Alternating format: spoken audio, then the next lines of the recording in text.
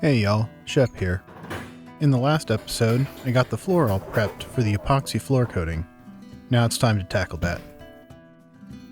One final step before spreading the epoxy floor coating is that I need to mask the baseboards just to keep them nice and clean.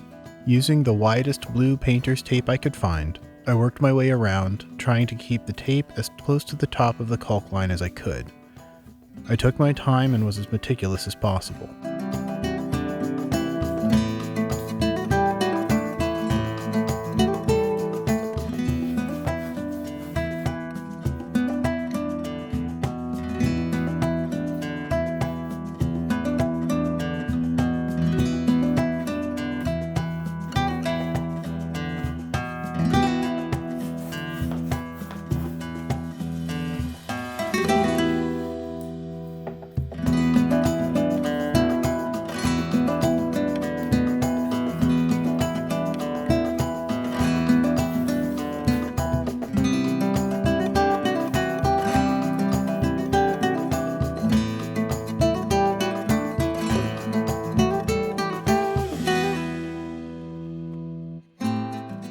I added a second layer of tape above the bottom layer just to give it a bit more protection.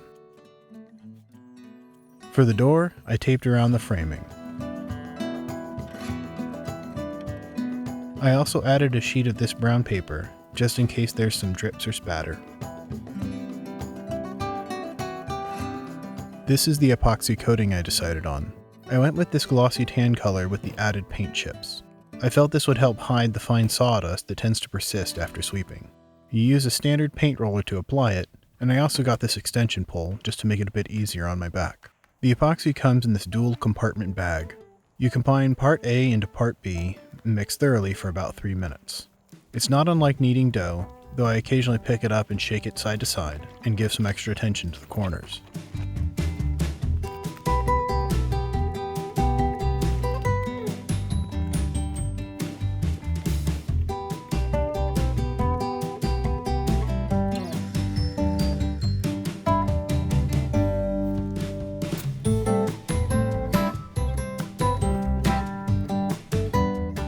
After donning some gloves, I give it one last good shake, grab my roller, and get started. I snipped the corner of the bag to give myself a little spout to use to pour some out. It's about now that I realize that I should have used a small foam brush to edge and not gone at it with this giant roller. I finally got the front edges done, and the rest went pretty easily.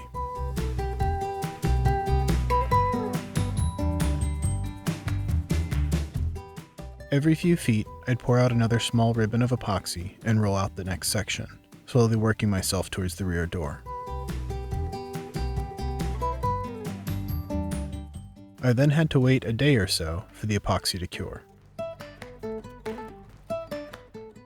I messed up and forgot to turn on the camera for the first half of the second coat, but the process is much the same. I'd spread a few feet, then I'd come in and sprinkle the paint chips. Spreading those paint chips was quite satisfying.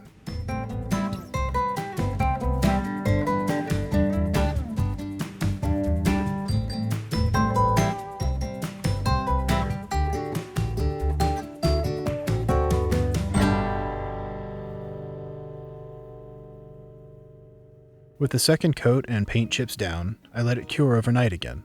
In the end, I had this nice speckled floor. With the epoxy coating done, it's time to remove the edging tape. Removing the tape was a mix of satisfying peels combined with frustrating bits where the epoxy trapped some of the tape.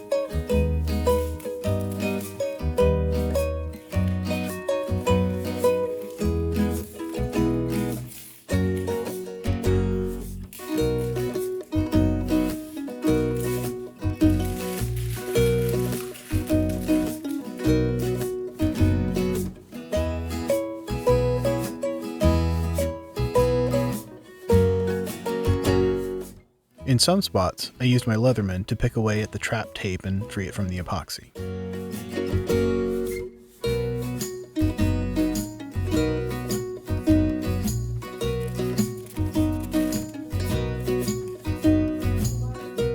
Cloud came over for some pets and to supervise again.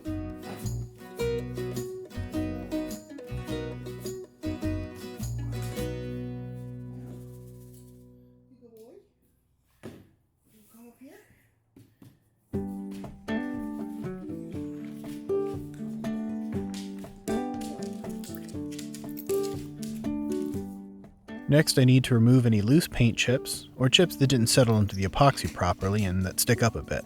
This will help make the final floor finish really smooth. I'm using a drywall taping tool that I've filed the corners of slightly to scrape up any loose bits. The rounded corners help prevent gouging. Cloud was really curious and watched my every move.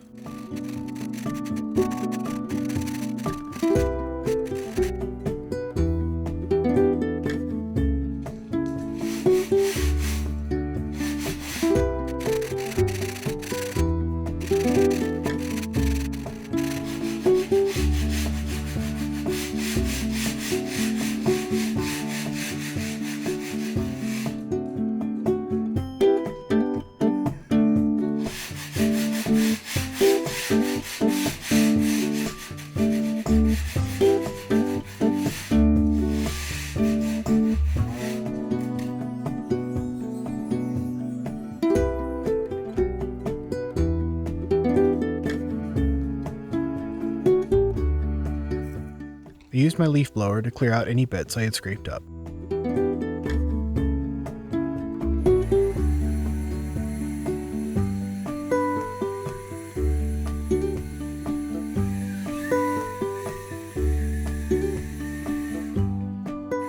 Cloud came in again to make sure I hadn't been gotten by the loud reverse vacuum thing. Some more pets to reassure him that it's okay, and the blower isn't going to get us.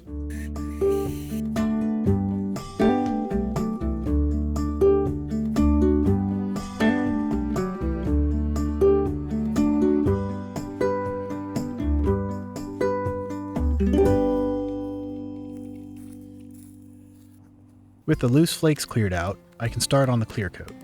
For this first coat, I'm using a clear version of the tan epoxy. The process is much the same. Mix up the two parts in the bag, snip a corner, and pour a small ribbon out to spread.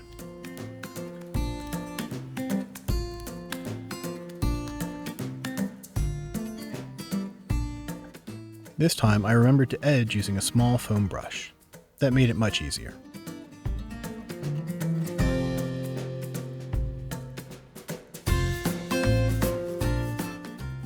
Working in sections of about 2 feet, I spread the clear coat and then sprinkled in the anti-slip additive, aka forbidden sugar, on top.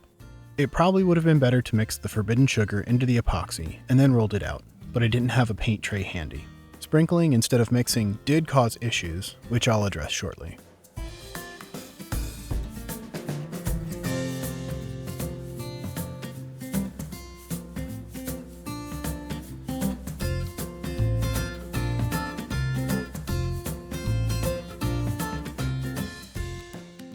The clear epoxy needed another night to cure, and I picked things up again the next day.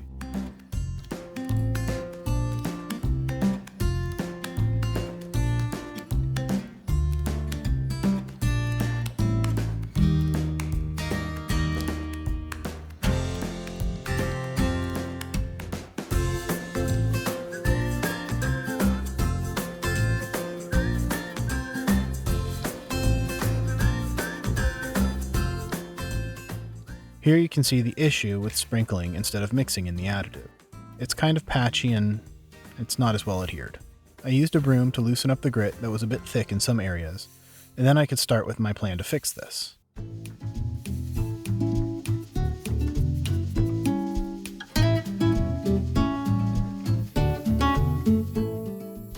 In order to make the anti-slip grip a bit more even, I decided to spray a layer of polyurethane and then sprinkle some more forbidden sugar on top.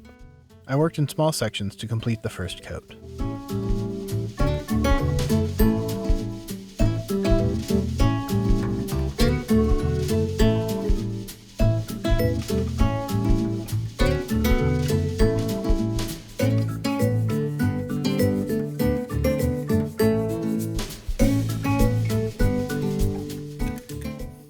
Letting that dry again overnight, I came through and brushed out the loose grit again.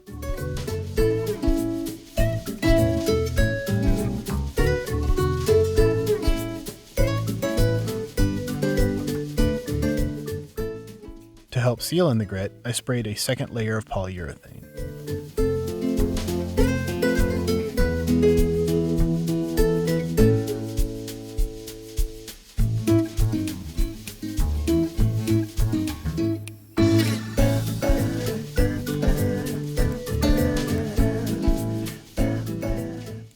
Now, something else I've dealt with since painting this door is that it's rather slick, so I'm going to use the same polyurethane and forbidden sugar treatment on the door.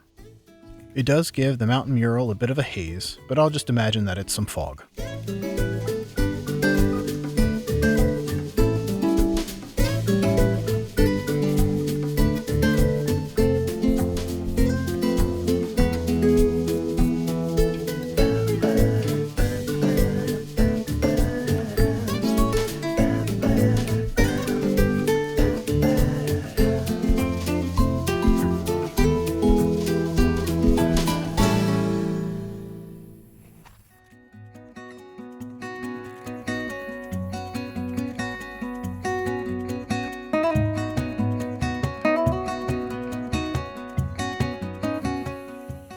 I used the broom and a blower to remove loose grit and sprayed on a second coat of polyurethane to seal it in. This helped make the grit a little clearer as well.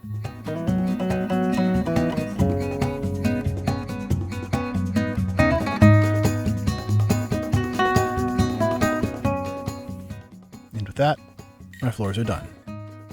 Until next time, be well.